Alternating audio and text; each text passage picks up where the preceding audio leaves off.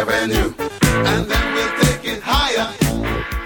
The Game Sports Show is pleased to shout out a partner, additional home, and sponsor to Northern Superior Brewing Company, located on 50 Pym Street in Sault Ste. Marie, Ontario. Northern Superior Brewing Company having a strong presence locally with many beers to offer. With much involvement in the community of Sault Ste. Marie, Northern has a sport and friendly-like atmosphere within its tap room, and during the summer months, it is a must to visit Pier 55 to enjoy some delicious food, amazing view of the water, and view of the Bush Pulling Museum, right on the cusp of the Hub Trail, and of course, all of that down with a delicious brew from Northern Superior. Northern Superior Brewing Company. It's a northern thing. Booyah, and it's time for the Game Sports Show, the Twin Sault's only local, regional, and national sports show. You listen to this Game Sports Show on thegamesportshow.com, thegamesportshow.podbean.com, or through the Scott Nason YouTube channel. It may have also been directed here through one of our social media pages, at the Game Sports Show on Facebook or at the Game Sports Show SSM through Instagram. Either way, we're very happy that you're able to join us here tonight for the February 14th, 2019 edition, a happy Valentine's Day edition of the Game Sports Show from Northern Superior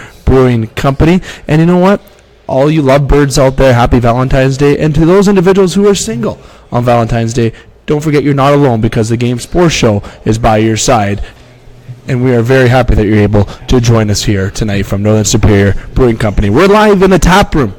Myself and I'm joined alongside Justin Hykel and Dane Hanchrow here at Northern Superior Brewing Company. I'm going to bring in the fellas in just a few moments. Just going to get through the usual introduction portion of the show. And here in the tap room in Northern Superior Brewing Company, it is awesome. It's spacious, and they have a nice projector screen up, which is on right now for the Sault Ste. Marie Greyhound game against the North Bay Battalion. Right now that's live. So if you aren't at the Northern Superior Brewing Company right now, enjoy a nice beer after work, after a long day shift, or just a regular work day, or just to come out and chill with your friends, or take your loved one, because it is Valentine's Day, to come on down to here, you are certainly missing out on some great cold beer that is at your disposal here at Northern Superior Brewing Company. And also, Northern Superior Brewing Company can make an event nice for you in terms of this tap room, very spacious, as I mentioned. And also, if you have any kind of party plans, diaper party plans, any kind of plans, just reach out to Northern Superior Brewing Company to book the tap room for your event of need. Now, tonight from Northern Superior Brewing Company, the Game Sports Show has an action-packed show, as always, for you. We're going to recap some local news here in Sault Ste. Marie and also over in Sault Ste. Marie, Michigan, in terms of hockey and some events that are going on this weekend, which will be a continuance from yesterday's show, where we had a show from Icebreakers on a Wednesday. As all the listeners know, we had some scheduling changes this week, and we appreciate the listeners' patience with these schedule changes. But at this first part, we're going to just do a quick recap of that show from yesterday that you can listen to just right below on the post on the Facebook page or the Podbean page or on the website. And also, after that, we're just going to jump right into an NHL topic before we go to break, and then we're going to continue our NHL discussion and going into part two, where we're also going to have a segment of multiple choice, and then we're going to conclude the show with a 3-up, 3-down in MLB baseball. Now, without further ado, I'm going to bring in the fellas, the guy who's sitting directly across from me first, the one and only Justin Hykel. Justin, how you doing, my friend? I made it this week, climbed out of the snowbank, and made it all the way downtown. The snow can stop at any time, at almost any time. 110%. I'm about ready to just start throwing gas on my driveway and lighting a match and letting it melt. Just let it constant fire. But, given the circumstances around town this week, I'm probably going to stay away from the fire. That's a good, yes, good, yes. Forgot about that. Yes. Not trying to make a joke by any means. No. That's just, it's truth. It's not a funny. It's not a funny, but it's just truth. Yeah. Now the guy over to my left right now, Dane Hanchrow. Dane, thanks for coming on in tonight. I know you were with me last night at Icebreakers. Thanks for coming in for a second straight show tonight. Yeah, you owe me, buddy. It's a good day. Glad to have the Game Sports Show by my side on today's Valentine's Day. So good to be with the boys tonight, Right on. As all your listeners want to know, and all you lovely ladies out there, Dane is single. And he fights forest fires, and he's also a host here on the Game Sports Show. Nothing better than hearing that voice as well here on the radio. So reach out to me if you want to have a date with Dane, perhaps. Or just reach out to Dane. Or just reach out to Dane through Facebook. He's a very welcoming guy. He's a nice guy. He'll talk to you back. Right, Dane? You're a nice guy? Yeah, copy that, Dave. I just did a full Tinder profile for you without having to go on to Tinder. Now, continuing the show, as we put all the jokes aside with the Valentine's, guys, obviously my introduction caused a lot of laughter. Hopefully the listeners got a good take on that. I'm going to go through the recap in terms of local sports that is happening here in Sault Ste. Marie this upcoming week. Currently, the Sault Ste. Greyhounds are in action against North Bay Battalion right now. They are in action tomorrow, which is Friday against Sudbury at 7:05, and then they are off until Tuesday, where they return home against the Sarnia Sting. Now, if you're also interested in some hockey across the river in Sault Ste. Marie, Michigan, which we know you should be, and the Game Sports Show is definitely most interested, Lake Superior State University men's hockey team play against Michigan Tech starting tomorrow, Friday, February the 15th at 7 o'clock, and they also play Saturday the 16th at 7 o'clock in the Check Slash and Survive game, as LSSU hopes to improve its record. In terms of being at home, they're only 4-6-2 at home. They're on a 2-game winning streak going into this weekend's action. They're 18-8-2 overall. The Sioux Thunderbirds are in action this weekend. That will be tomorrow, Friday, February the 15th, at Polar Stadium against the Sioux Eagles. And then the Sioux Thunderbirds are in action Sunday, February the 17th, against the Blind River Beavers. Then they are off until next Thursday. Going with the Sioux Eagles. The Sioux Eagles are in action, as I mentioned, tomorrow against the Sioux Thunderbirds, and that will be puck drop at the Polar Stadium. Just a quick reminder, that will be at 7:30, that puck drop at the Polar Stadium. The Sioux Eagles also play on Saturday, February the 16th, against the Blind River Beavers at 7 o'clock in Blind River. Then they are off until next Friday, where the Eagles will be at home to the Rayside Balfour Canadians. Now, as I mentioned at the top, you can listen to previous editions of the Game Sports Show through the Podbean page, website, or YouTube channel, or through any of the social media pages. And last night from Icebreakers, we did a full recap of the local sports from this previous weekend and upcoming games with myself, Dane Hanchrow, John Parko, the head coach of the Sault Ste. Thunderbirds, was able to come on by and join us as well, and Brad Cotchemilio, another one of the co-hosts here on the Game Sports Show, was able to give his full analysis on the Sault Ste. Marie Greyhounds and also the Lake Superior State University men's Lakers.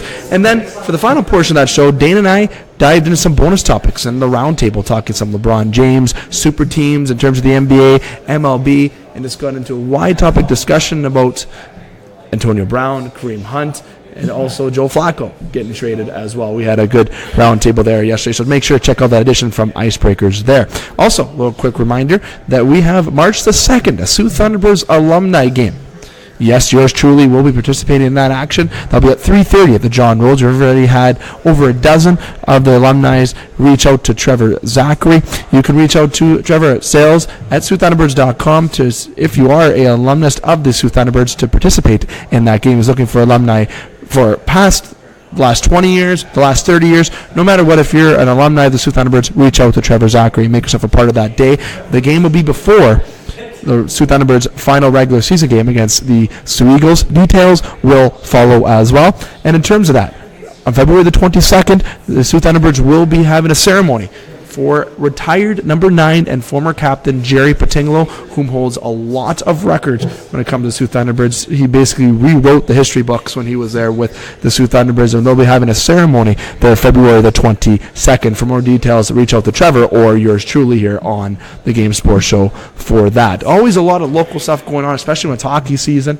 And it's definitely a good weekend coming up in terms of, yes, the Hounds on the road, but you've still got a game you can watch tomorrow. LSSU men's, I really encourage to go watch that against Michigan Tech. LSSU played against Michigan Tech in the Great Lakes Invitational Tournament. This will be a little redemption game that Michigan Tech wants, as they lost in the final 6-3. Will certainly be an exciting game to watch, especially that 16th game in the Check Slash and Survive game. And it's always a good time at the Polar Stadium when it comes for the Thunderbirds and the Eagles as well. So make sure you keep tabs on that. If you're unable to go to the NOJHL game, there's obviously Hockey TV you can follow on as well, or the website through the NOJHL. Now, Justin, a lot of local stuff going on, my man, all the time here when it comes to hockey, comes to sports in general. Got to encourage the listeners. They got to go and watch this hockey, especially with the Lakers men's team, who's having quite a season that we haven't seen in quite some time. I mean, it every weekend there's something going on. I mean, whether the Hounds are out of town like they are tonight, like there's good quality hockey going on. I mean, the Nose, NCAA, the OHL, there's always something going on. Sault College is out there. Yeah, there's a lot of good hockey to watch. But like the Lakers, I mean, they've been on point. The Hounds have been on point lately. The Birds have been on. Like, everybody's been good. It's exciting for hockey.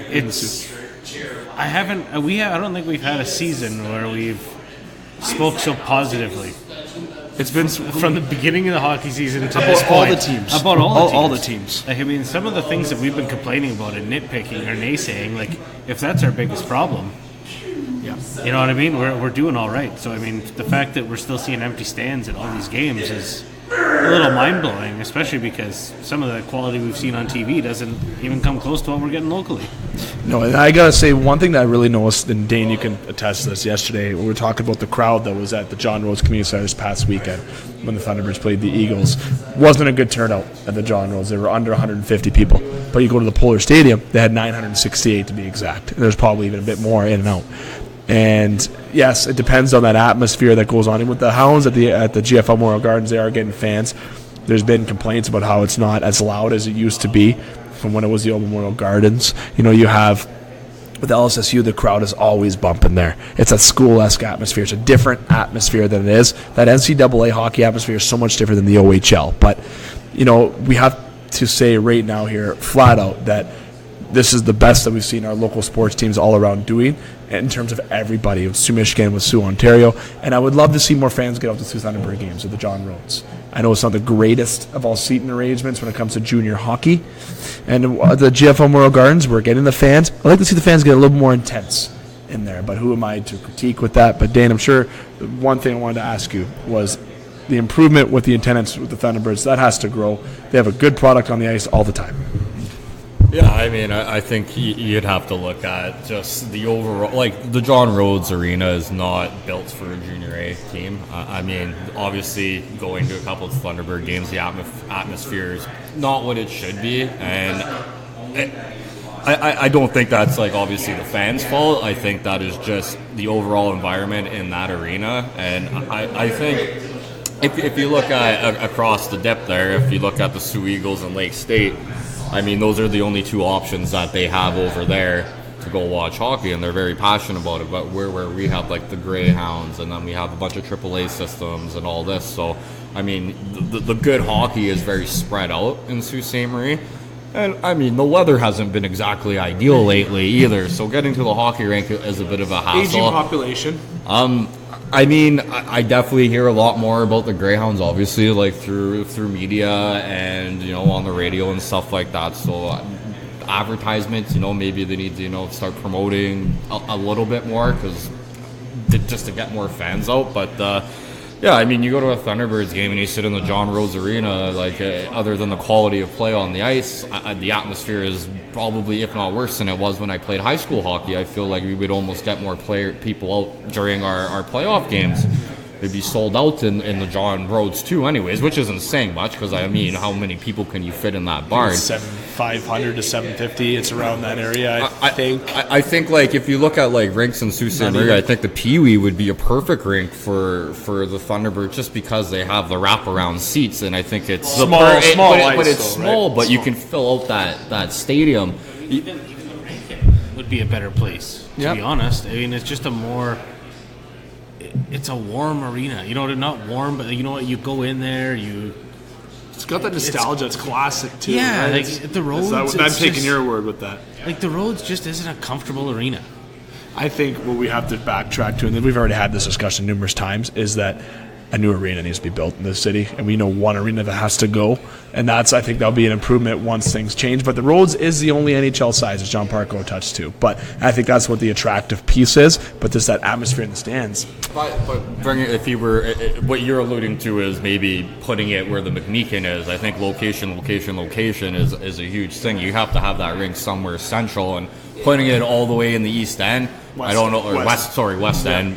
Rankin East End, McMeekin West End kind of thing. But I think it needs to be. If you look at the problem in Ottawa, if we're going to use an example, you know how the stadiums in Canada, and that is hurting them immensely. It's not like Ottawa doesn't have a good fan base. I know it's cut in half with Toronto being right there, and obviously the majority of fans in Ontario are Leafs fans, but I do think, and it's unfortunate because the GFL is too big for the Thunderbirds because you're never going to sell that out in a T-Birds game. So there again, the atmosphere isn't there because their rink is so large. So I think the perfect kind of rink for the Thunderbirds would be something like the Pee-wee or like the Rankin, like Justin said. Something that could, you know, have about 500 fans or 1,000 fans. I think for junior A hockey, that's something what you would strive for. It would be in that area. There's only not 150, but like I said again, like people that go over to the Polar, you don't even need to like hockey. It's just a cool barn to go into. Pulled And burgers, the beer,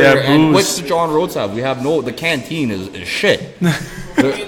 Upstairs is awesome, but there's only Icebreakers so is many awesome. seating. Like you don't have like statures in the restaurant, so more people can watch it because that whole upstairs is packed when there's T-Birds game on. But there's nobody downstairs.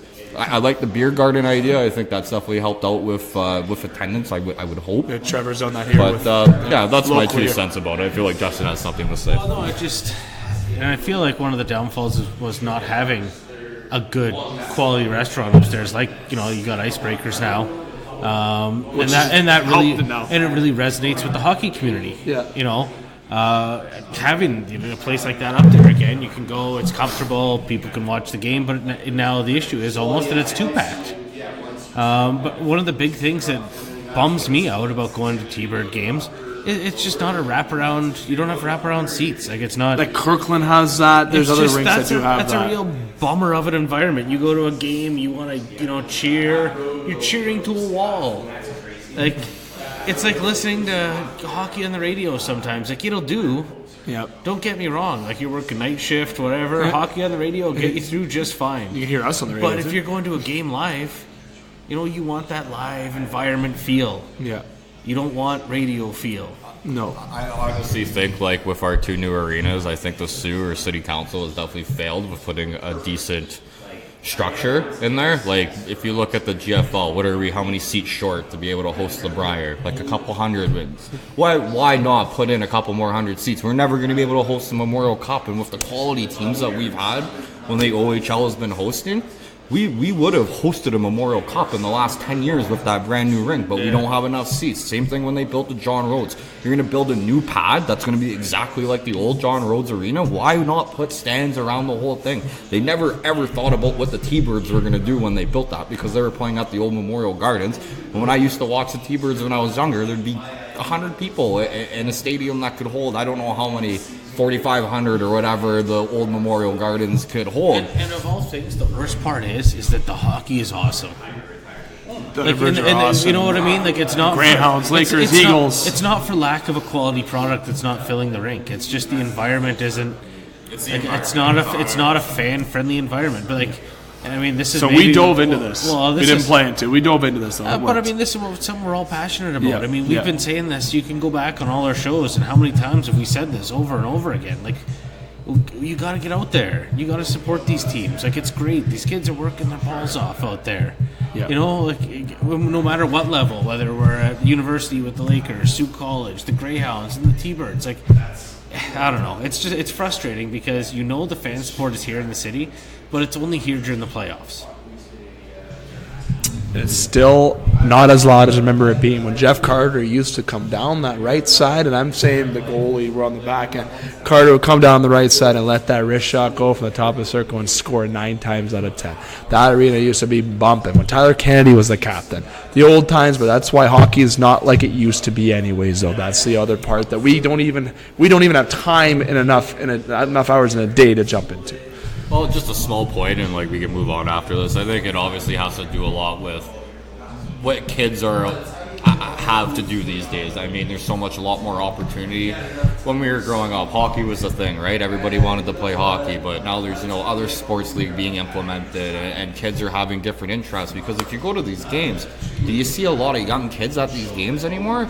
I don't really. I think I see a lot of older people, our age, or just older gentlemen and women that just enjoy the game of hockey. But I think what the Greyhounds and maybe the Thunderbirds lack is those young fans, maybe trying to do more fundraisers with the Hounds do the Timbits, right? They try for that. I know they try with them. I know they probably want to have better turnout for kids. But I know when we checked out that last T-Birds game, I didn't see a whole lot of children at the game that are fans of the Thunderbirds. Because I know when I was younger, the Thunderbirds were a big thing. This is where you want to play. You looked up to players like that, right? So I think that's also another thing that has a. Why not? With the Sault College hockey team doing so good right now, and why not try to build a relationship there? Give the Sault College hockey players, you guys, if you're on the team, you get tickets. You can come to the game. They're going to bring a friend. Yeah. And, a lot of them are former Birds. A lot of them did play there. That's just it. If it catches, you get a gang going down. it's just sometimes stuff like that sticks. Like, you go bowling with a group of friends on the weekend. Well, bowling's fun for a while, and that's what you do every weekend. Yeah. I'm not by no means. We're going to different promotion things here, which is definitely not a credit to everything that people do with the staff of the Birds, Eagles, Hounds, Lakers is fantastic. Especially with Trevor Zachary, what he's done with the Sioux Thunderbirds this year is fantastic. Now doing the alumni game, the first. Those are stuff that you like to see too. That's exciting, right? That makes me relive 40 minutes of my glory. That's what they've got to start doing, is things like that to bring out the fans out there. Obviously, there's a good product on the ice. I think they just like the marketing and advertising aspect of that hockey team needs to improve if you want more fans out, because I think they have everything else in place other than a proper arena for a junior A team. But boys, we jumped into that topic and we delayed going into another topic. And I think it was about 10 minutes ago I said, we're not going to get into it. But guess what? We got into it. We did. There's a lot to talk about there, and we've discussed this topic a lot. I'd love getting the listeners' feedback with this in terms of the Sioux. And will it impact change? I don't know. I'm not saying that it will, but there's nothing but, I have to say, but positives about all the representatives with all the organizations sports-wise here in Sault Ste. Marie. And sometimes we don't have the resources to be able to perform as well as we could here. And that's what we were touching on here in this first part of the show that we didn't mean to, like I said. But, hey, it's Valentine's Day. Love's in the air. We just went with it. It's a different atmosphere here in the tap room tonight. Dave McCaig alongside Dane Hanchrow and Justin Hykel here in the tap room at Northern Superior Brewing Company for the Twin Sault's only local, regional, and national sports show, the Game Sports Show. And as I said here at the top of the show, make sure you check out all the local events and games that are going on, either live or through the radio or TV. And also, make sure to like our social media pages, as by next week we'll be launching another giveaway contest, and instructions will follow. And make sure that you follow us on Instagram at The Game Sports Show SSM, or on Facebook at The Game Sports Show, respectively. Boys, we're going to take a quick break. We're going to sip on our nice, cold Northern Superior Brewing Company products. When we come back, we're going to dive into some NHL discussion. A lot of topics to discuss in the NHL, trade bait as that conversation continues. Got some Toronto news we're going to touch on. We got some additional news in the National Hockey League, and also going to talk about Seattle. Little brief points about Seattle as well before we get to our 3 up, 3 down with baseball to end, and also with multiple choice, but prior to that as well.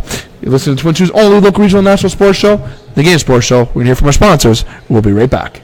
The Game Sports Show is pleased to shout out a partner, additional home, and sponsor to Northern Superior Brewing Company, located on 50 Pym Street in Sault Ste. Marie, Ontario. Northern Superior Brewing Company having a strong presence locally with many beers to offer. With much involvement in the community of Sault Ste. Marie, Northern has a sport and friendly-like atmosphere within its tap room, and during the summer months, it is a must to visit Pier 55 to enjoy some delicious food, amazing view of the water, and view of the Bush Pulling Museum, right on the cusp of the Hub Trail, and of course, all of that down with a delicious brew from Northern Superior. Northern Superior Brewing Company. It's a northern thing. The Game Sports Show would like to thank an additional sponsor and special edition home to the game, Silver Creek Golf Course, located on 104 Bellow Lake Road, Garden River, Ontario. And also shout out thank you to Silver Creek GM Jamie Henderson. Silver Creek Golf Course has many specials to offer for 18 holes, 9 holes, and even Twilight Deal specials. It does not matter what your level of golf game is, it is a must to enjoy the scenic course, memorable experiences that Silver Golf Course offers. Silver Creek also offers a Thursday wing night for you to enjoy food after a stellar time on the course. You can book your tee time by phone or online at golfsilvercreek.com. Silver Creek Golf Course, where all are welcome to play. The Game Sports Show would like to thank an additional sponsor and additional home to the Game Sports Show, Sports Center Bar and Grill. Sports Center Bar and Grill, located on 624 Wellington Street West, Sault Ste. Marie, Ontario.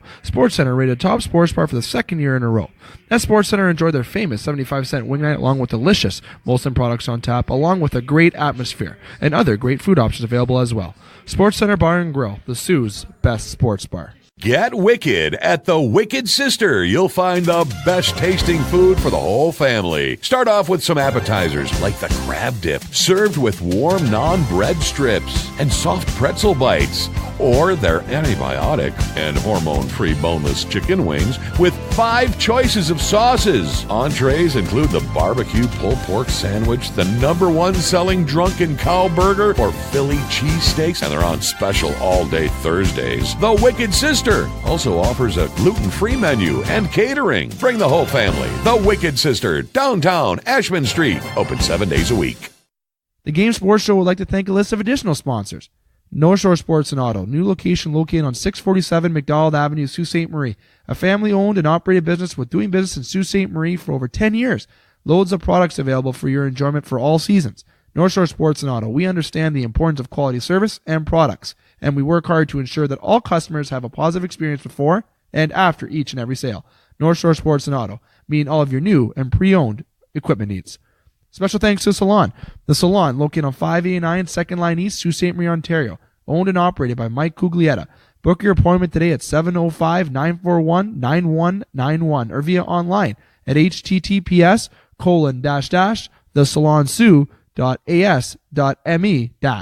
The Salon, making the Soo beautiful, one haircut at a time. As well as a shout out to the Superior Pro Shop. The Superior Pro Shop, located inside the Community First Credit Union Superior Arena on 285 Northern Avenue East, Sault Ste. Marie, Ontario. Owned and operated by Jeremy Paquin and ran by Larry Monroe. Superior Pro Shop, for over 40 years, meet all of your skate sharpening, skate repair, and hockey needs. Also to Discover the Canvas.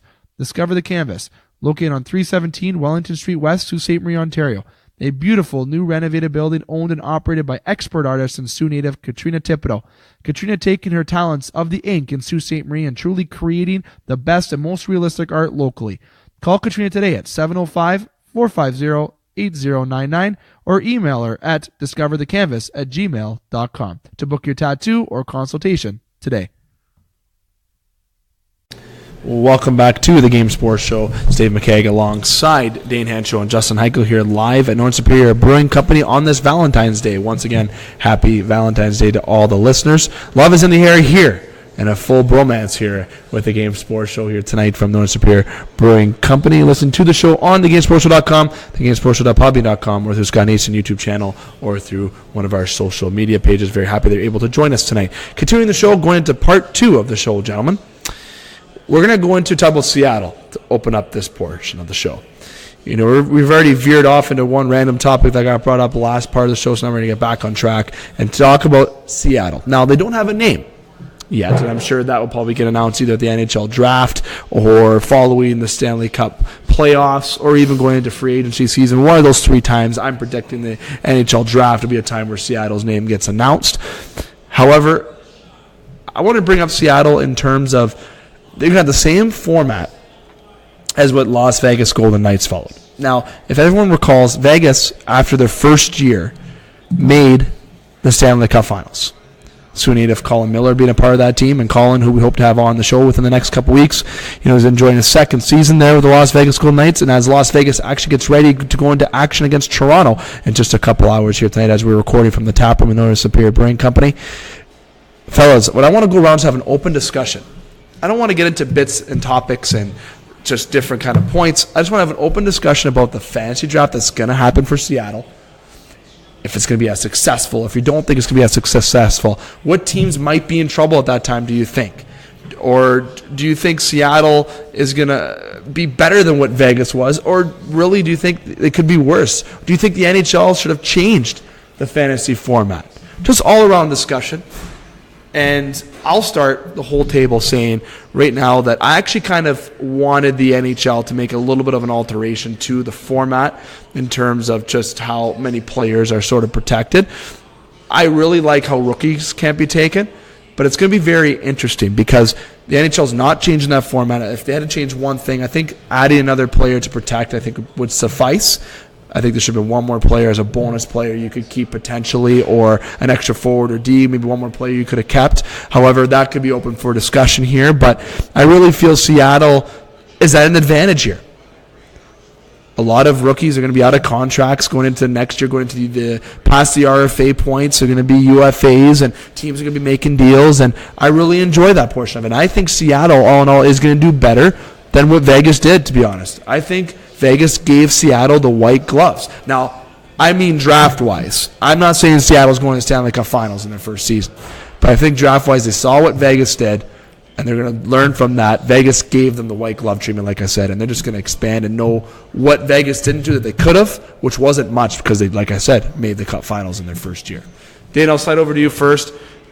I'm saying that I wouldn't have minded seeing some changes if it was, like I said, keeping a player extra or just overall adjustments in that fact. Dane, I'll let you have the table to just ramble on with.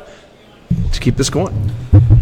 Yeah, Dave. I would keep the format the same. I truly believe that Vegas just was real smart with the guy bringing in guys like George McPhee and I'm forgetting their coach right now. Gerard Gallant, and I think they just brought in a really good nucleus of just the organization, people that were going to put the team in place. And I think when you look at Seattle and Gary Bettman with expansions and stuff like that, when you're bringing an NHL team into a new market that's never had a team before, I think you want to have a decently competitive team. I don't think nobody picked the Vegas Knights to be in the Stanley Cup Finals at the start of the year.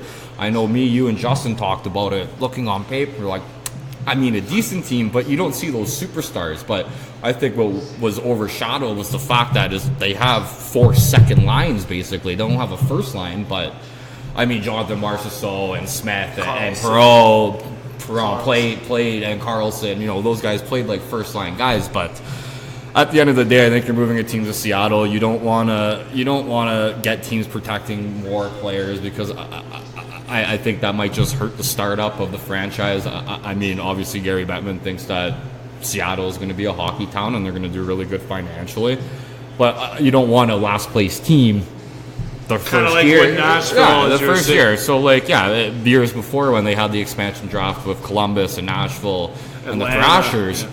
They were terrible. They were terrible. Minnesota, those teams were junk for a couple years. I can't even remember what team was the first team out of those 4 to make the playoffs.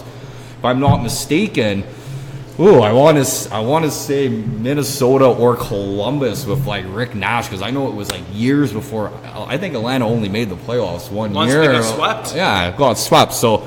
Obviously, I think that's a perfect example to look at is the Atlanta Thrashers. Georgia's not a hockey market. I don't know what they were thinking when they did that, but they didn't have a great hockey team. And it's hard to bring fans out to people that have never been overly interested in hockey and are trying something new. You want to go to that game and you're like, wow, our team's good. The atmosphere and the crowd's good. But if you just go to the ice and it's like in Florida, who actually has a decent team, but God, they have no fans.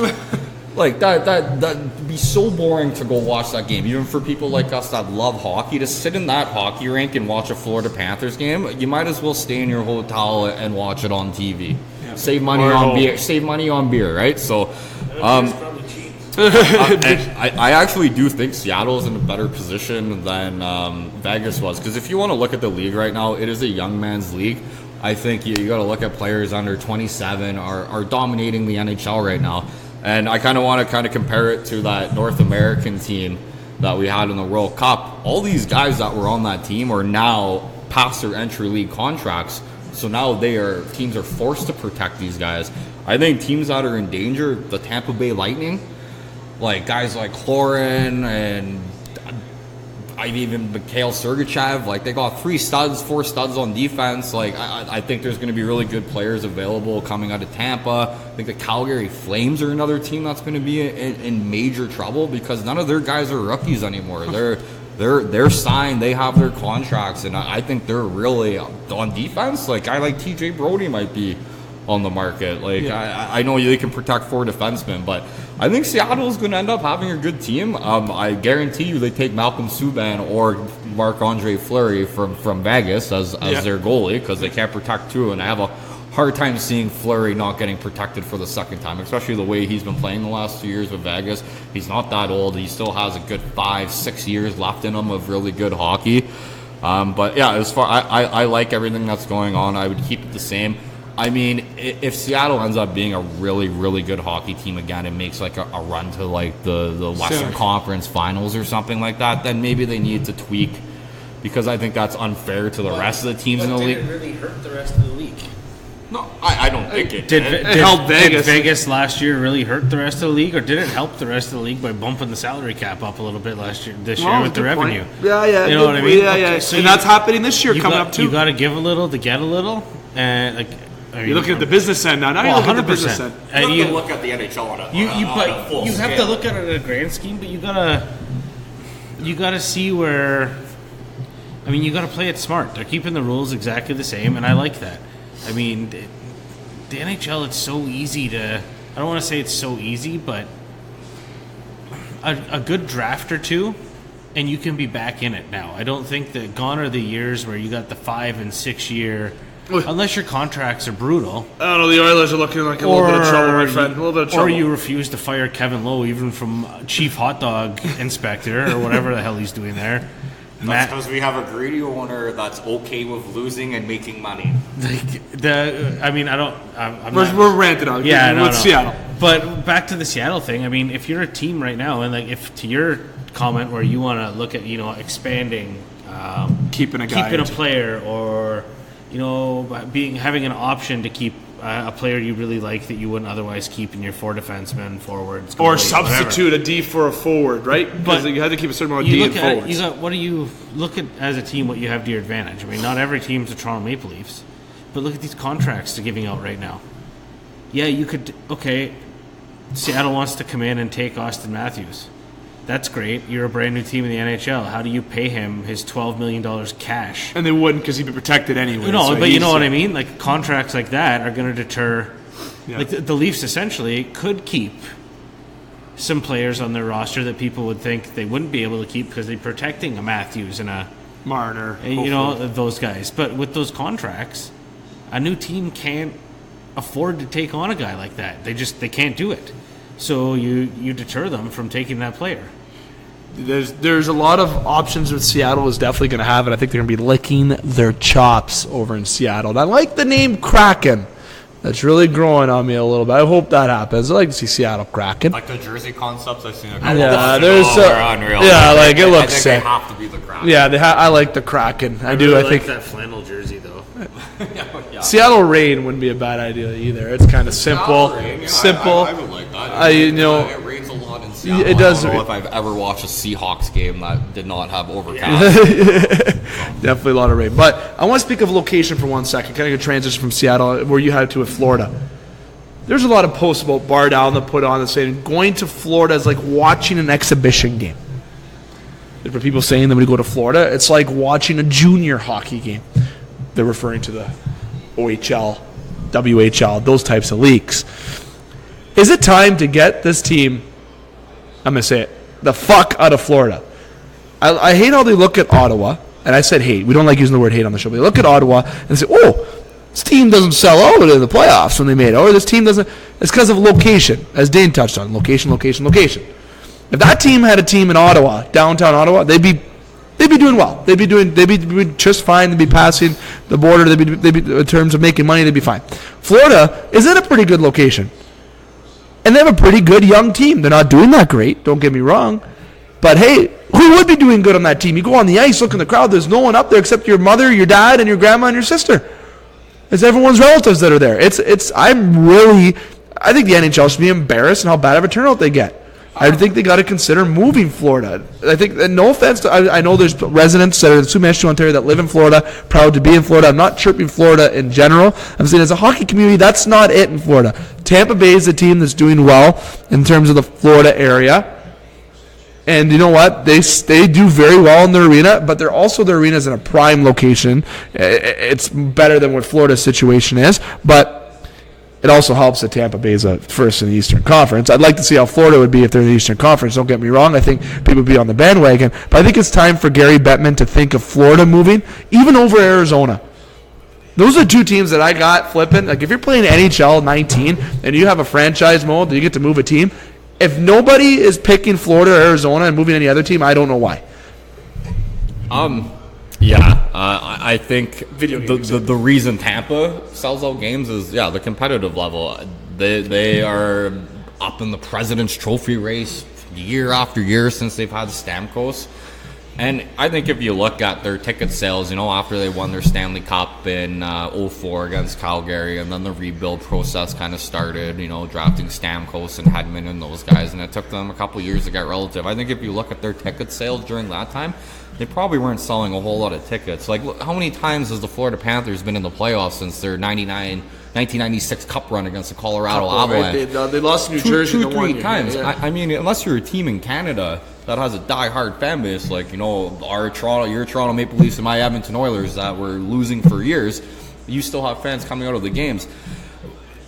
down south, especially, I find on like the east side of the states, the west, they love hockey, especially in California. Yeah, people thought it wouldn't be a good market. It's a good market down there. The East, they need to have good competitive teams to sell tickets. I think if you looked at even the Arizona Coyotes when they were on their playoff runs, their whiteouts, like the atmosphere in those rinks were crazy. They were good, but teams down there cannot succeed financially unless they have a good hockey team on the ice that is competitive, and that is just. Are you surprised Florida's not competitive? That is just a fact. I think Florida has a good team. They just have no goaltending right now. I don't think that it's. I don't mean to cut you off at all here, but I don't think that it's just not being competitive. I think part of it here, and again, I'm hard on the business side of hockey today, but some of these teams that are in the lesser markets, and pardon my French here, get fucking dicked on the schedule. Because look at it. You look at teams like Toronto, Montreal, the Rangers, the teams that got pulled. Guess what? Those teams are getting the Florida Panthers on Saturday night. They're getting the Buffalo Sabres on Saturday night. They're getting the Arizona Coyotes on Saturday night because they need to get people into the rink on Saturday night. They don't care what kind of game Toronto it is on Saturday. Does play Arizona this Saturday. And then on Tuesday, they're going to play the Penguins. And on Thursday, they're going to play the Tampa Bay Lightning. And on the weekend. But then these teams, you look at the Florida Panthers and you say, well, they can't sell out a game when they have games. Yeah. Well, the games that they're getting fucking blow. Yeah. And like the fans, the nights that we're seeing them televised are a Tuesday night.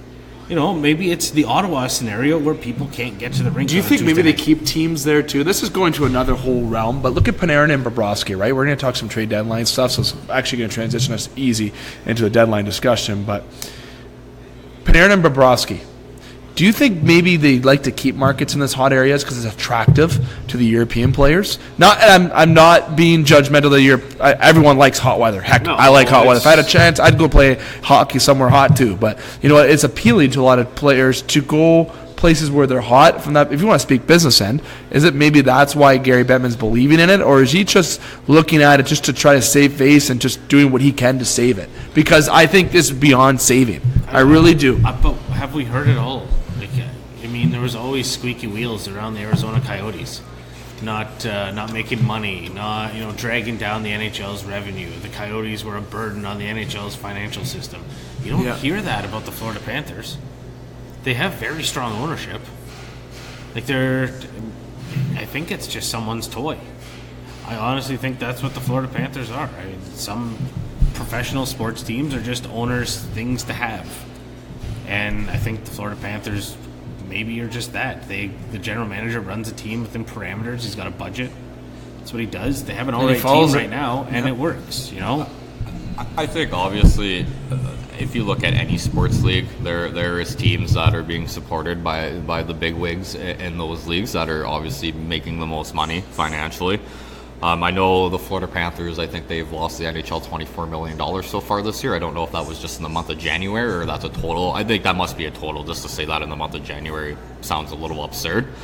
But yeah, I think the idea that they had behind that was putting a couple teams in that general area with Carolina, Tampa, to see if there was a market down there. You're not going to put one team in Florida and there's no teams around it. And obviously scheduling has to come into that aspect. You're not going to have one team in Tampa that has to fly to Philadelphia to play like their closest game or something like that. So they have a market in Tampa, but they have to also assist that market with having other teams around there and helping with the scheduling, and obviously when you put a team there, it's always a gamble, right? Las Vegas is a gamble. It worked out for a gamble.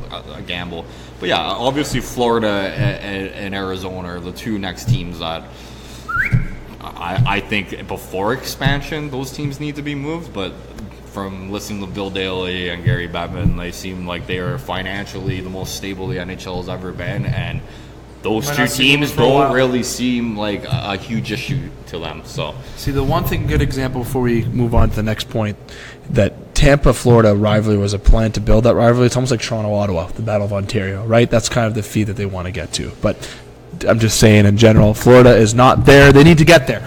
But in terms of getting there, they might. And let's transition to some trade deadline discussion. Artemi Panarin and Sergei Bobrovsky are the subject of trade rumors, and Florida is all in on those rumors. Heck, Dale Talon wants these guys before even the offseason. You got names getting tossed around, picks. Florida wants to toss around picks for these guys and a sign and even trade. Obviously, Talon wouldn't trade for these guys unless he can sign these guys. I said on last week's show from Northern Superior Brewing Company that if you move Bobrovsky over to Florida, I would see one of the goalies from Florida going back Columbus's way, because Columbus is still in a playoff, is in a playoff run. It won't be long ago. It's definitely going to be James Reimer. It would probably go the other way to Columbus and be Korpisalo and Reimer for the playoff run for Columbus if they do get there.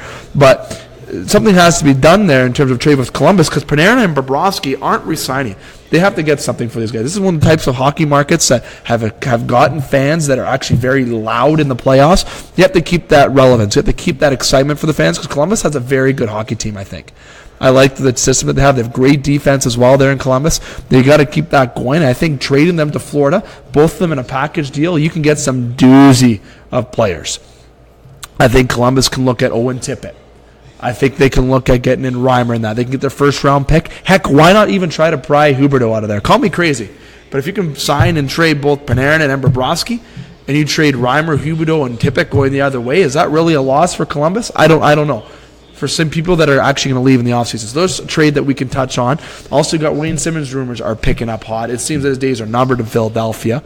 You have just rumors with trades flying around. Duchesne, is he going to be a Jet or not? Is Stone going to be a Jet or not? You know, Winnipeg is shopping that first round pick like I am with my Visa card going into the grocery store or any kind of fast food chain on a lunch hour. Okay, like they want to move that. Toronto is looking at Michael Furlan, the scout in Carolina. Trade talks are going to pick up by the 25th. Overall trade deadline discussion, especially with Panarin and Bobrovsky. Justin, you first. I mean, I disagree with you on the Panarin Bobrovsky thing. The more this drags out, the more I kind of want to believe Columbus keeps him as an own rental. If they're looking at making a playoff run, like, why wouldn't you do it with those two guys? Yeah, you could get a lot for them, but you could also buy a lot of fan goodwill with a playoff run and a deep playoff run with guys like, a guy like Panarin that can score, a goaltender like Bobrovsky, and maybe in that kind of run you entice one of them to stay, if not both. I mean, what do you have to lose on that end? There's also that option. And maybe much to the Wayne Simmons thing as well. Like, the Phillies kind of climbing back into it right now, and I really don't think they're moving anyone until after that outdoor game next weekend. Why? I mean, just on the basis of selling jerseys, merchandise. The Ottawa thing with the Jets, I mean, that today was the first I really kind of read any substance to that. With Duchesne and Stone, with the Jets being so cap fucked, I don't see how that makes sense. Stone would be interesting, don't get me wrong. I think Duchesne fills a hole there. Again, but with the Jets, I think maybe that's too much of an addition to an already decent nucleus of a team. I think as far as where you're looking at like trade targets and stuff, because the league's so close this year, it's tough to say. Especially in the West. I mean, like LA looks like a dead corpse. That St. Louis still battling back. That's the thing. St. Louis is into it. I don't really know that you want anything off Arizona, and is Arizona really dealing? Are the Rangers? The Rangers dealing? Apparently, the Avalanche are even buying. So with the parity in the league right now, it's tough to say if you're going to see a ton of movement. Especially any blockbuster kind of, crazy deals like Brian Burke style nonsense trade deals, 9-10 players being involved. He had a funny comment about millennials today. You could check on Tim and Sid, as Justin liked it. Dane, trade deadline, man, it's getting hot. Panarin and Bobrovsky, too. Yeah, I think Florida would be stupid to even trade for those two. I mean, the logistics of trying to make a sign and trade and figure out all the money that you need to send away makes no sense. And why the fuck would you get rid of Jonathan Huberdeau to have two guys on your team that you can just sign in the offseason anyways? That makes no sense. You're not going to get rid of assets for guys that you can just sign in the offseason. But seem like they want to go somewhere sunny and hot anyways. I mean, two Russians, they're up in the cold Arctic there. I mean, I'm sure they would like to get some sun. I do think it's going to be a busy deadline. I think there's the gap between the teams that aren't in the playoffs, especially in the East, and the teams that are. It's a very tight and competitive right now. The top, 8 or 9 in the East right now.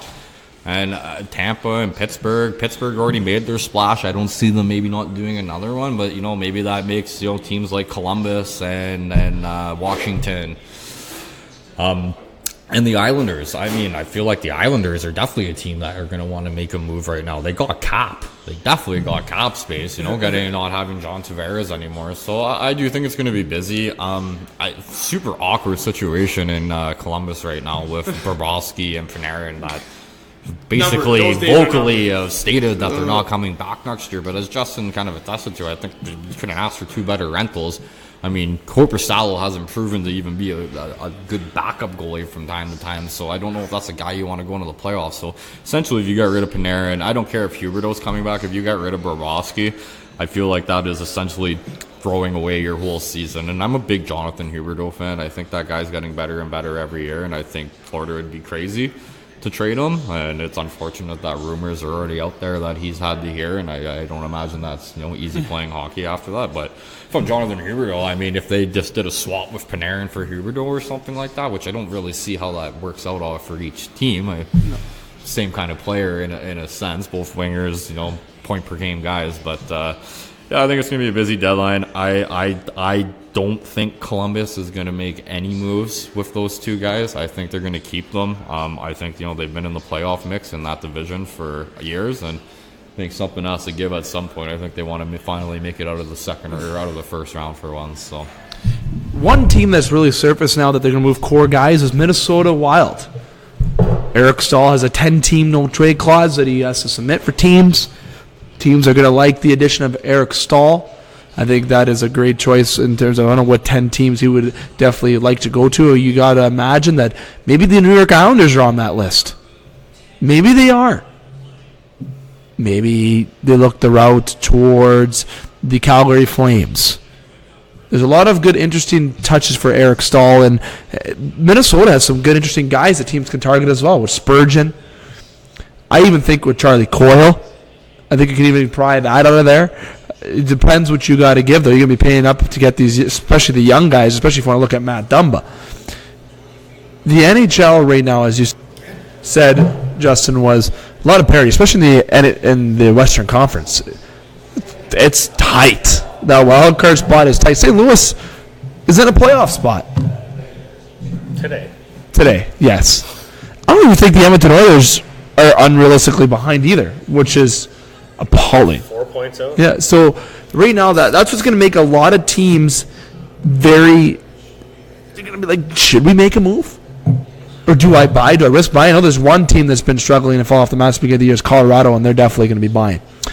Now, transition to another team in terms of buying, Justin, is the Toronto Maple Leafs. We're going to talk a little briefly about Toronto here before we go into our multiple choice segment, and then we're going to wrap up the show with 3 up, 3 down.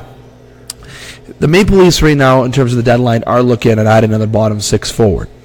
They've been tied to rumors with Michael Furland and Wayne Simmons.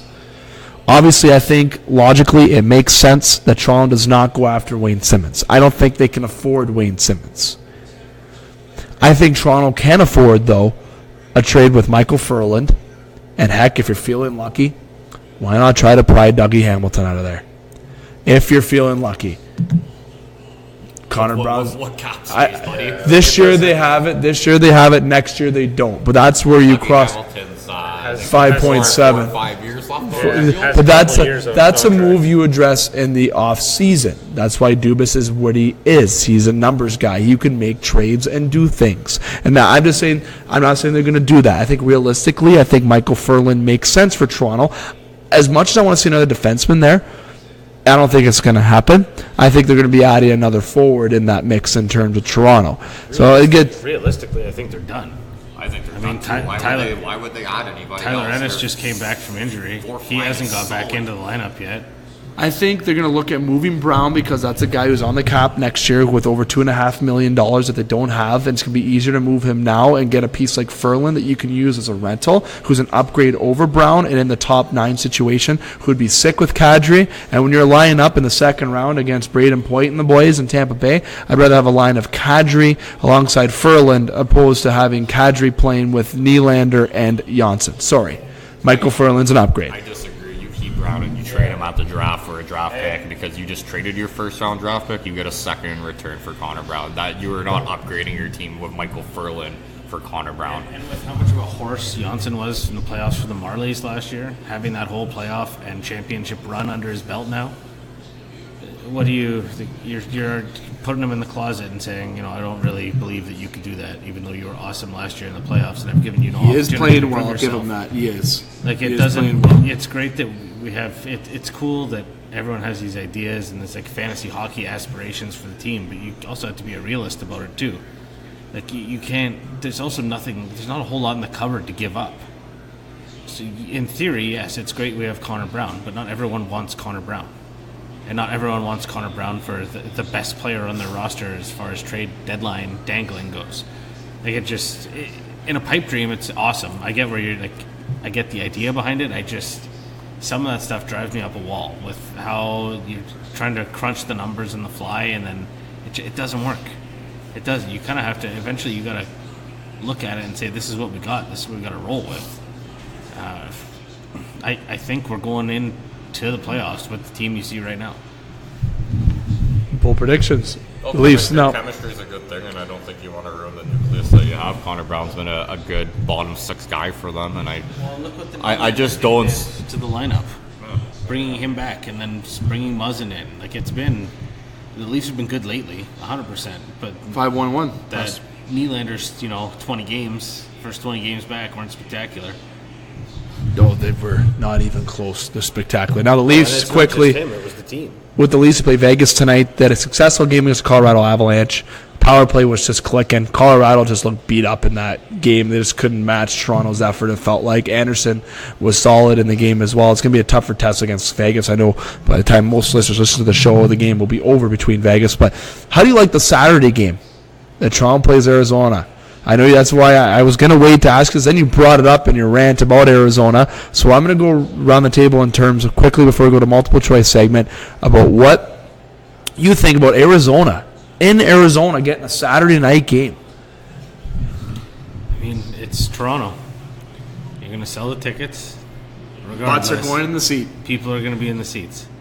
I mean, at the end of the day, if the tickets weren't selling, you were going to get a deal on a Saturday night game in Toronto. And by deal, I mean probably $300. for the nosebleeds. For that same $300, you could buy all the tickets in the Arizona rink. Dane. I think every team obviously deserves to get their prime time against the Leafs. I don't know why Arizona shouldn't be one of those teams. That's basically all I got to say about that. Have fun watching that game. See, with Toronto, it's going to be exciting going to the trade deadline, along with the entirety of the trade deadline. We got a little teaser here for more trade deadline rumors. Next week will be the last show until, obviously, the trade deadline, following that on the Monday the 25th.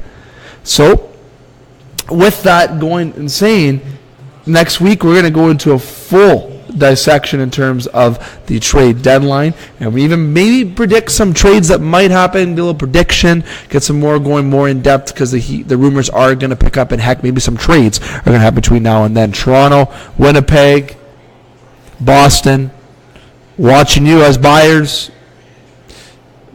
Philadelphia, Minnesota, LA, Ottawa, watching you all as sellers. It's going to be exciting going into the trade deadline for sure. Fellas, multiple choice segment. We got 3 questions I'm going to go around the table to ask. Okay, and I'm going to start off with a Valentine's Day one first. Speaking of love in the air, and this is the question. Speaking of love in the air, when you have a moment to think and reflect and look back on something that you love in the game of hockey, which of these moments are you most in love with? Sidney Crosby's golden goal, Ray Bourque lifting the Stanley Cup with Colorado, Alexander Ovechkin finally lifting the Stanley Cup, or 4, Sidney Crosby passing the Stanley Cup off to Trevor Daley against the San Jose Sharks. Those are your 4 choices. Dane, what are you first? I don't really love any of those moments, to be honest, but I guess if I had to pick one, it would be the Ray Bork one, because I did have a little soft spot for the Colorado Avalanche back in the day when they were absolutely loaded with talent. But if I want to go with my favorite love moment in the NHL, it's probably Jordan Eberle's first career goal. Just because that's basically the only highlight Edmonton's had in the last 25 years. I thought you were going to see Jordan Eberle's goal in the final seconds of World Juniors. That would have been love even more. Justin, answer one of your four. One of those four, sorry. Because I got to pick. Don't give me a John Tortorella comment back with the. Well, no, I mean, like that's a pretty rough four. I'll take the Ray Bork one because I have to. But I mean, if we're going to pick a moment that I like, I'm going to take Austin Matthews opening night. That's. Oh wow. Okay. So you both are giving options. I'm going to say other. Yeah. We both want other. I actually didn't mind the questions. Thank you very much. I'm going with Sidney Crosby, the golden goal. I think that was one of the good moments in hockey in terms of especially winning it in Vancouver, and obviously just being the golden goal. The call was just obviously fantastic. Along with those Olympic moments are just fantastic. And since if anyone wants to go on other, if anyone even wants to speak on other in general, I'm going to go with, if I had to go with an other, it would be the day that Austin Matthews got drafted with the Maple Leafs. Would probably be the day that I love most. Second question. Mitch Marner gets offered from Burger Priest a lifetime of free burgers to stay in Toronto. Going around the table, do you like when sponsorships get involved and try to entice teams to make players stay? Yes or no? Yeah, why not?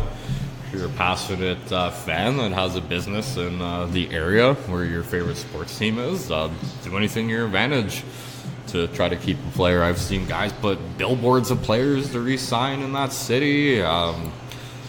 Just any perks. I mean, I am assuming that most NHL players in their cities probably get perks at certain bars and restaurants as it is. But yeah, for sure, I think that gets the fans a little bit more involved. And yeah, I think it's a good thing. Sure. Justin. I mean, it's for the burger company. I mean, it's win-win. Regardless if Marner doesn't want it or not, you've got your name, business name attached to his name for even a blip in the media circus. So you've already got those extra hits on the internet and everything else. Yeah. But I like it. I think it's fun. I mean, why not? Like, imagine Phil Kessel having his own burger place. I like that, actually. I'm going to go with, yes, I do like it, all for the points that you guys said, just in terms of getting involved. It makes the game fun, especially the vodka with Panarin was hilarious, but we know that is not happening. Last multiple choice question. Out of the players to get traded, or are the players potentially to get traded, who's the most realistic to get moved? A, Matt Duchene, B, Mark Stone, or C, Wayne Simmons? Dane. I'm going to say Wayne Simmons. I legitimately feel like Duchene and Stone, if the price is right, may re-sign in Ottawa. I mean, Ottawa has a plethora of salary cap. I think they can overpay for those guys. Matt Duchene, Halliburton native, very close to home. I think Mark Stone's from the Winnipeg area. So I think Duchene's the last guy out of those three that gets traded. But if I had to pick, I think Wayne Simmons is my guy. I think there's a lot of teams that could use that type of player, that two-way kind of offensive guy that can pound bodies, and he's a pretty tough son of a gun too. So I mean, that sandpaper that player or teams need in the playoffs. So Wayne Simmons is my guy. Justin. I'm also jumping on the Wayne Simmons bandwagon. I mean, I think Stone and Duchene are probably a 60-40 more likely to re-sign in Ottawa than to go anywhere else. Ottawa's got to hit the cap floor somehow. And Stone seems to be a fan favorite there right now, and Duchene's working his way into the fans' good books too. So by default, it has to be Wayne Simmons. I like those answers, fellas. I do want to answer Wayne Simmons, but something tells me Mark Stone. I'm going to go with Mark Stone. I think that in terms of Ottawa, might re-sign Duchene, but it comes to that money that they won't be able to give Stone what he wants, and Winnipeg is going to come knocking for that player. Let me tell you, they want that first-round pick that they want to move. It's going to take that and some other moves as well to get Mark, but I think that's the one that makes the most sense in terms of making a trade out of those three. I think Mark Stone will be the guy to go, and I think he'll be the last guy to go at the deadline at 3 o'clock. Fellas, just going to wrap it up for the multiple choice segment. I'm going to sign you two off before I jump into the 3 up, 3 down for MLB offseason before I wrap up the show. Dane, I want to say thank you to you for coming on by, and we'll see you here next week. at Northern Superior Brewing Company. Maybe we'll see you Tuesday from Icebreakers, but for sure next week here at Northern. Yeah, thanks for having me. I'll for sure be back Thursday and potentially on Tuesday. Thanks for repeating exactly what I said. Happy Valentine's Day, my friend. Justin, same goes to you, my friend. Yeah, I will be here next week, that's for sure, pending another snowstorm. Snowstorms for sure. And speaking of next week, we do not have another show coming up until Monday from the Wicked Sister. We'll be back live on Eagle 95.1 from 6 until 8 o'clock, and I'll be live 6 to 7 and on the podcast page from 6 till 8 fully for the 2 hours of the show. Myself and Scott Nason, Butch Davis, and EJ Russell will be there on hand. We'll be at Icebreakers on Tuesday again next week. It will not be on Sunday. I know we did announce there'll be a Sunday show. However, it will be on Tuesday at Icebreakers at 8 o'clock. Myself, Brad Kochmilio, and one of or both Justin and Dane. Wednesday, we'll be back at Sports Center Bar and Grill. Tentatively, as of now, we might have to push that another week with Sports Center Bar and Grill. We do plan to be back there, though, at 9 o'clock next week. Then Thursday, we're back here at Northern Superior Brewing Company, and the time next week will be here is at 6 p.m. from Northern Superior Brewing Company with myself, Dane, and Justin. And speaking of that show, we have a guest coming on that show. A big guest. He is the father of Morgan Frost. He's a legendary voice in terms of the Toronto Maple Leafs and through that echoed through the Air Canada Centre. Andy Frost will be coming on the show next week. He'll be joining myself, and also potentially one of the panel members will be joining on the interview as well. You can follow Andy Frost on Twitter. He has obviously been known for his many radio appearances as well. It'll be great to get his touch through, especially with his son's experiences from his eyes here in Sault Ste. Marie, and also just whole entire of the NHL with Toronto Maple Leafs and trade deadline going around the corner, which will be February the 25th. Like I said, make sure you check out all the local action that's going on, and make sure you keep an eye on the Twin Cities only local, regional, and national sports show in terms of, well, news, in terms of hockey especially. And we're not fully done the show here yet. We got one more thing. I'm going to jump into the 3-up, 3-down rumors before we conclude. In the MLB, firstly, starting off with the pitchers have reported to spring training and catchers getting all set to go. Seems like baseball season just finished. It's just starting back up. Very excited to see the young talent that goes through spring training, especially with Vlad Jr. in the Toronto Blue Jays system. Very excited for this season. It's not going to be a winning season, but it's definitely going to be a season that'll be enjoyed. I think the Blue Jays are going to be more competitive than people think. Now, second point on the 3-up, 3-down, Bryce Harper and Manny Machado still remain available. I'm going to go with the first point here with Bryce Harper. Bryce Harper, apparently, a lot of rumors are still flying where they're going to be, if he's going to go to the NL or if he joins the Yankees. The Yankees are in on it. If the Nationals are still in on it. If the Blue Jays are even in on it. The Cardinals are in on it. The Dodgers, all these teams are in on with Bryce Harper. Hopefully this gets resolved by even next week, because it's been over a couple months that I've been talking about Bryce Harper. Where does the best fit make sense? For some reason, I just think the best fit is with the St. Louis Cardinals, and I think that'd be just great for the Cardinals to be able to add Bryce Harper, and it just completely around makes sense. Manny Machado will be the third point that I'm going to bring up with in terms of MLB offseason news, because it still is the offseason despite spring training being just around the corner. Padres GM met with Machado in Miami, and the Phillies are still involved in terms of Bryce and with Manny, but it seems like Manny Machado has a lot of interest with either the White Sox or the Padres. I'm liking the idea with the Padres, and if that happens, does the Padres have a chance with Bryce Harper then? Well, San Diego would literally be set on fire if those two players went there and really improve those Padres' chances in terms of moving on. And with Myers being at the helm, the Padres will be a damn competitive team in the NL for sure. Now, quick little shout out that I want to give it a thumbs up here in terms of Brett Lawrie returns to the MLB, and I'm connecting that with the Machado and Harper in terms of my second and third point, my 3-up, 3-down. Brett Lawrie returns to where it all started for him with the Milwaukee Brewers. Congratulations to Brett Lawrie being a former Jay and obviously being a part of Oakland and obviously with the White Sox as well, where he last played. People remember him in Toronto being the trade that involved Josh Donaldson. He goes to Milwaukee Brewers to get a chance to play baseball once again, and congratulations to Brett Lowry for that. Now, as before I went into my 3 down, we stated for what the upcoming shows are going to be here with the Game Sports Show, so I will not jump into those, but I want to say some thanks. I want to show thanks to all of our sponsors and to our board operator. Our board operator tonight was the one and only Scott Nason. And in terms of our sponsors, I want to say thank you to Northern Superior Brewing Company, where we broadcasted tonight live from the tap room. The Wicked Sister, Sports Center Bar and Grill, Eagle 95.1, Icebreaker Sports Bar and Grill, Silver Creek Golf Course, Discover the Canvas, The Salon, Superior Pro Shop, Big Brother, Big Sister, Northern Critters in Need, North Shore Sports and Auto, Ken Boulanger Hockey, and also Pingator Cleaners as well. As at the top of the show, make sure you check out the Sioux Thunderbirds alumni game, March the 2nd at 3:30. Email Trevor Zachary through sales@SiouxThunderbirds.com if you're a previous player of the Sioux Thunderbirds, if you want to be involved in that. And in terms of Northern Critters in Need, make sure you like and follow their Facebook page. A lot of cute puppies and pets being put up for adoption there that are available. For sure, reach out if you're able to adopt a pet. They're so cute. I'm so tempted to adopt all of them. It definitely seems like. Now I want to give everyone out there another happy Valentine's Day, single or not.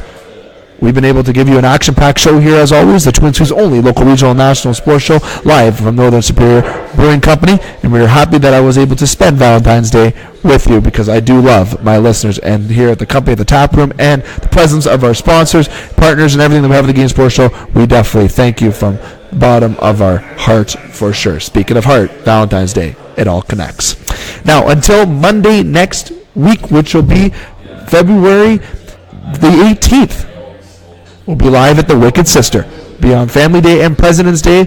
It's a day off in Canada and in the United States, but we'll be live on air at 6 o'clock at Eagle 95.1. And until then, listeners, keep your stick on the ice, swing your bat, catch your touchdown, drain your threes, and shoot your shots. Booyah.